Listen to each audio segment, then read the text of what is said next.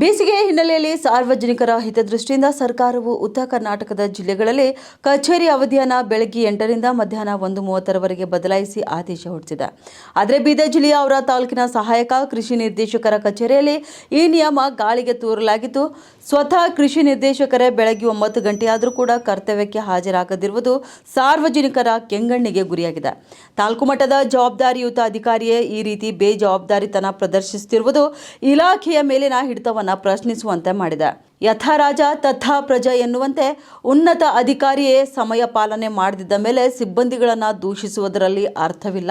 ಕಳೆದ 2-3 ವರ್ಷಗಳಿಂದ ಒಂದೇ ತಾಲೂಕಿನಲ್ಲಿ ಬೀಡು ಬಿಟ್ಟಿರುವ ಈ ಅಧಿಕಾರಿ ಸರ್ಕಾರದ ನಿಯಮಗಳನ್ನು ಪಾಲಿಸದೆ ಮನಬಂದಂತೆ ವರ್ತಿಸುತ್ತಿದ್ದಾರೆ ಎಂಬ ಗಂಭೀರ ಆರೋಪ ಕೂಡ ಕೇಳಿಬಂದಿದೆ.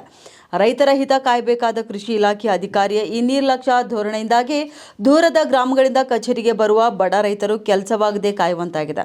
ಇದು ಕೇವಲ ಸಮಯದ ವ್ಯರ್ಥವಲ್ಲದೆ ರೈತರ ಬದುಕಿನ ಜೊತೆ ಚೆಲ್ಲಾಟವಾಡುವಂಥ ದರ್ಪದ ವರ್ತನೆಯಾಗಿದೆ. ಇಂದು ಕೂಡ ಕಚೇರಿಗೆ ಭೇಟಿ ನೀಡಿದ ಸಾಮಾಜಿಕ ಕಾರ್ಯಕರ್ತ ರಾಹುಲ್ ಜಾಧವ್ ಅವರು ಅಧಿಕಾರಿಯ ಈ ಗೈರು ಹಾಜರಿಯನ್ನು ತೀವ್ರವಾಗಿ ಖಂಡಿಸಿದ್ದಾರೆ.